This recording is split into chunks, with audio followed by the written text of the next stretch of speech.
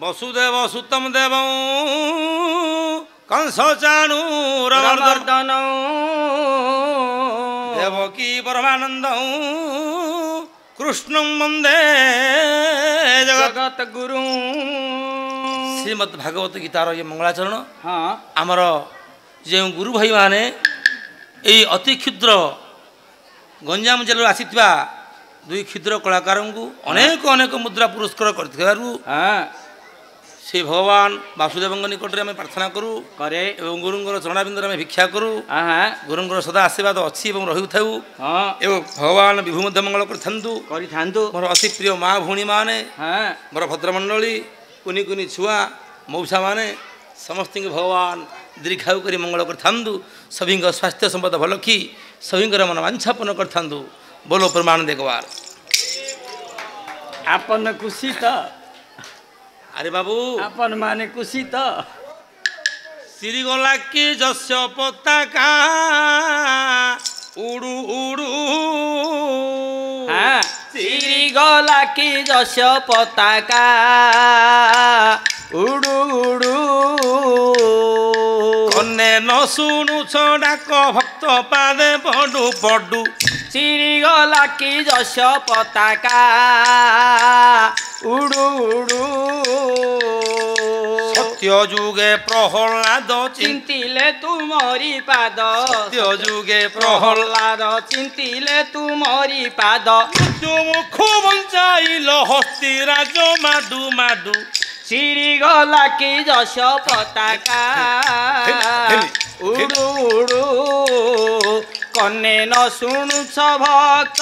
ଡାକରଡ଼ି ଛାଡୁ ଛାଡୁ ଶ୍ରୀଗଲା କି ଯଶ ପତାକା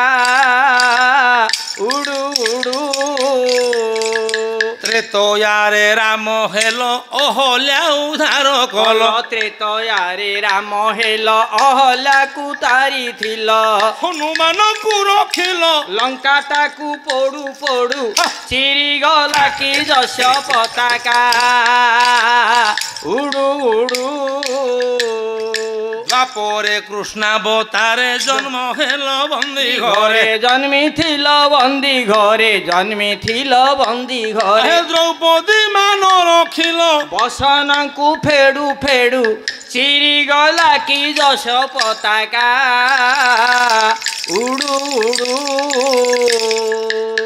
କଳି କାଳେ ନୀଳାଚଳେ ବସିଛ ବଡ଼ ଦେଉଳେ କଳି କାଳେ ନୀଳାଚଳେ ଚଳେ ବସିଛ ବଡ଼ ଦେଉଳେ ଦେଖେ ଭାସ୍କର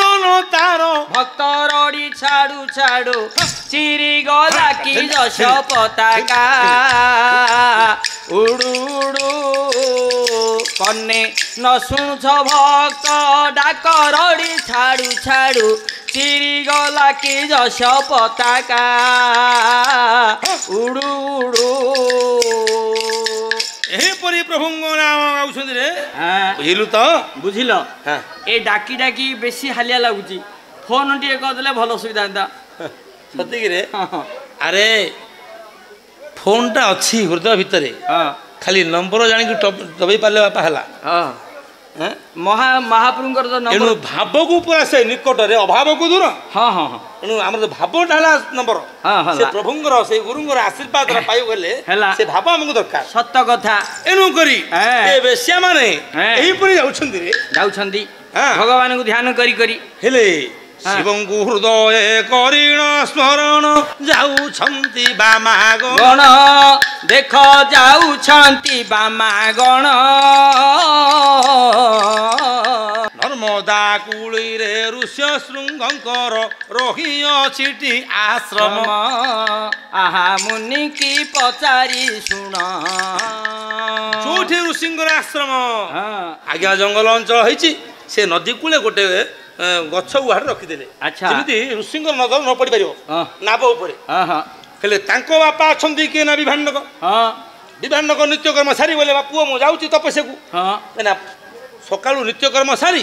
ଋଷି ଯାଆନ୍ତି ତପସ୍ୟାକୁ। ହେଲା ଜଳଖିଆ ବହୁତ ଦୂରକୁ ଜଳଖିଆ ପତ୍ର ଖାଇ ସେ ପୁଣି ଆସନ୍ତି ସନ୍ଧ୍ୟାକୁ ସନ୍ଧ୍ୟା ହେଲେ ଆସିବେ ଜନତା ବେଶା ଏସବୁ କଥା ଜାଣିଛି ଲକ୍ଷ୍ୟ କରିଛି ହେଲେ ତାଙ୍କ ବାପା ନଥିଲା ବେଳେ ଆମେ ଗଲେ ସୁବିଧା ହବ ଆଜ୍ଞା ଯେତେବେଳେ ବି ଭାଣ୍ଡକ ତପସ୍ୟାକୁ ଗଲେ ଜୟ ରାମ ହେ ଏକୁଟିଆ ଦେଖ ଋଷ୍ୟ ଶୃଙ୍ଗ ବସିଥିଲେ ଭଜ ରାମ ହେ ଏ କାଳରେ ଜଣେ ଜଣେ ଗଲେ କଉତରି ହରି ରାମ ହେ ଋଷ୍ୟ ଶୃଙ୍ଗ ପାଶେ ହୋଇଲେ ବିମ୍ବାଧରି ଭଜ ରାମ ହେ ସୀତା ରାମ ହେ ନବୀନ ସୁନ୍ଦର ଘନ ଶ୍ୟାମ ହେ ଆରେ ସବୁ ଗୋଟିଏ ଗୋଟିଏ ଉତ୍ତରୀ ନୌକାରୁ ବାହାରି ସମାନ ମତ ଚାଲେ 8 ଜଣ ଯାକ ଆରେ ଆଜ୍ଞା ଋଷ୍ୟ ଶୃଙ୍ଗ ତ କେବେ ଦେଖି ନାହାନ୍ତି ପୁରୁଷଙ୍କୁ ପୁରୁଷ କ'ଣ ଜାଣିନାହାନ୍ତି ନାରୀ ମଧ୍ୟ କ'ଣ ଜାଣିନାହାନ୍ତି ଯେହେତୁ ଜନସମାଗମ ସେଠି ନାହିଁ ପୁରୁଷ ନାରୀ ବୋଲି କ'ଣ ଜାଣିନାହାନ୍ତି ସେ ଭାବିଲେ ମୁଁ ତ ଗୋଟେ ଋଷି ଏ ସଂସାର ଯାକ ଖାଲି ଋଷିମୟ କିନ୍ତୁ ଏ ଯୋଉ ନାରୀଙ୍କର ବେଶଭୂଷା ଦେଖି ମୁନି ବେଶ ହେଇଛନ୍ତି ବିଚାର କଲେ କୋଉ ଦେଶର ଋଷି ମାନେ ଆସିଛନ୍ତି କେଡ଼େ ସୁନ୍ଦର ଦେଖାଯାଉଛନ୍ତି କି ବାବାଜି ଏ କାଳରେ ଆସନୁ ଉଠି ଋଷ୍ୟ ଶୃଙ୍ଗ ଚଳିଲେ ମୁନିବର ଚଳିଲେ ଶ୍ରୀ ହରିଙ୍କ ନାମ ମୁଖରେ ଧୀରେ ଗାୟନ କଲେ ବୈଷ୍ଣବ ଦୀକ୍ଷାକୁ ନେଇଛୁ ଆମ୍ଭେ ହେ ମୁନି ଗର ତୁମେ କେଉଁ ଭକ୍ତ ମୋ ଆଗେ କହି ଦିଅ ଉତ୍ତର କିସ ଦୀକ୍ଷା ତୁମ୍ଭର ଆଜ୍ଞା ଋଷ୍ୟ ଶୃଙ୍ଗ ମୁନି କହିଲେ ଆମେ ବୈଷ୍ଣବ ଭକ୍ତ ମାନେ ଆମେ ବିଷ୍ଣୁଙ୍କର ଭକ୍ତ ମୁଁ ଜାଣିପାରେ କି ଆପଣ କେଉଁ ଦେବଙ୍କୁ ତାଙ୍କୁ ଆରାଧନା କରୁଛନ୍ତି ଏବଂ କେଉଁ ଭକ୍ତର ଅଛନ୍ତି ସେତେବେଳେ ଜନତା ବେଶ୍ୟା ମନେ ବିଚାର କଲା ଆଜ୍ଞା କର ଯୋଡ଼ି ଋଷ୍ୟ ଶୃଙ୍ଗ ପାଦେ ପଡ଼ି ଗଲେ ଭଜ ରାମ ହେ ଆହେ ଋଷି ବର ପ୍ରଣାମ ଘେନନ୍ତୁ ବୋଇଲେ ଜୟ ରାମ ହେ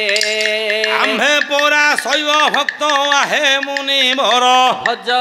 ରାମ ହେ ସଦାବେଳେ ଶିବଙ୍କୁ ପୂଜୁଛୁ ମୁନି ବର ଜୟ ରାମ ହେ ନବୀନ ସୁନ୍ଦର ଘନ ଶ୍ୟାମ ହେ ଆମେ ସଦା ସର୍ବଦା ଶିବଙ୍କୁ ଭଜୁଛୁ ହେଲେ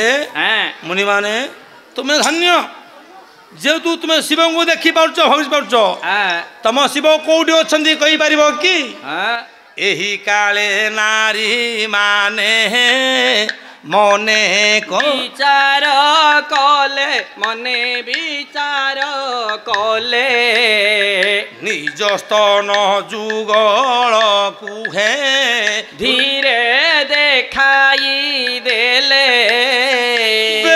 ଶମ୍ଭୁ ଆମ୍ଭ ବକ୍ଷରେ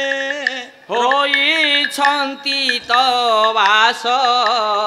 ସଦାବେଳେ ସେବା କରୁଛୁ ଆମ୍ଭେ ପାର୍ବତୀ ଈଶ ଆମ ମହାପ୍ରଭୁ ଆମ ଜାଗାରେ ଅଛନ୍ତି ଆମ ଦେହରେ ଅଛନ୍ତି ଅର୍ଥାତ୍ ଆମର ଶିବ ଲିଙ୍ଗ ରୂପରେ ଆମ ଦେହରେ ଅଛି ଆମେ ପୂଜା କରୁଛୁ ଆମେ ପାଣି ପଦ୍ମରେ ତାଙ୍କୁ ପୂଜା କରୁଛୁ ଶୁଣି କରି ଋଷ୍ୟ ଶୃଙ୍ଗ ମହାନନ୍ଦ ହେଲେ କେଡ଼େ ତୁମେ ଭାଗ୍ୟବାନ ବୋଲିନ ବୋଇଲେ ମୁଁ କେଡ଼େ ମହାପାପୀ ଆହେ ମୁନିବର ଦିନେ ମଧ୍ୟ ବିଷ୍ଣୁଙ୍କୁ ମୁଁ ଦେଖିନି ନେତ୍ରର ଆହେ ତୁମେ କେଡ଼େ ପୁଣ୍ୟ ଅର୍ଜି ଅଛ ହେ ଗୋସାଇଁ ବକ୍ଷରେ ଶିବଙ୍କୁ ହେ ରଖିଅଛ ନେଇ ତେଣୁ ଧନ୍ୟ ତୁମ ଜୀବନ ଧନ୍ୟ ତୁମେ ଶୈବ ଭକ୍ତ ଯେହେତୁ ମୁଁ ବହୁ ଚେଷ୍ଟା କରିଛି ଇନ୍ଦ୍ରଙ୍କୁ ଦେଖିଛି ଇନ୍ଦ୍ର ମତେ ବର ଦେଇଛନ୍ତି କିନ୍ତୁ ବିଷ୍ଣୁ ମୁଁ ଆମର ସେବା କରୁଛୁ ସିନା ଦିନେ ମଧ୍ୟ ମୁଁ ବିଷ୍ଣୁଙ୍କୁ ଦେଖି ନାହିଁ ମାତ୍ର ତୁମର କେଡ଼େ ଭାଗ୍ୟବାନ ଯେ ଶିବ ତମ ଉପରେ ଏତେ ପ୍ରୀତ ସେ ତୁମ ଦେହରେ ବାସ କରୁଛନ୍ତି ବକ୍ଷରେ ଅଛନ୍ତି ଏଣେ ଟିକେ ଯଦି ତୁମ ଶିବଙ୍କୁ ଦେଖାନ୍ତ ଆମେ ଟିକେ ସେବା କରନ୍ତେ ଆରେ ଯେତେବେଳେ ଜରତା ବେଶା କଥା ଶୁଣିଲେ ସେଥିଲାଗି ପରା ମୁଇଁ ଆସିଛି ଭାବିଲେ କାହିଁକିନା ମୁଁ ତ ସେଥିଲାଗି ଆସିଛି ସେ କେମିତି ମୋ ପାଲରେ ପଡ଼ିବେ ମୋ ପାଲରେ ପଡ଼ିଲେ କେମିତି ଯିବେ ସେ ତ ସେ ଚିନ୍ତା ନେଇ ଆସିଛନ୍ତି ତେଣୁ କଥାରେ ଅଛି ମଳି ଲୋଡୁଥିଲା କାକର ପାଣି ବୈଦ କହିଲା ଦେ ତୋରା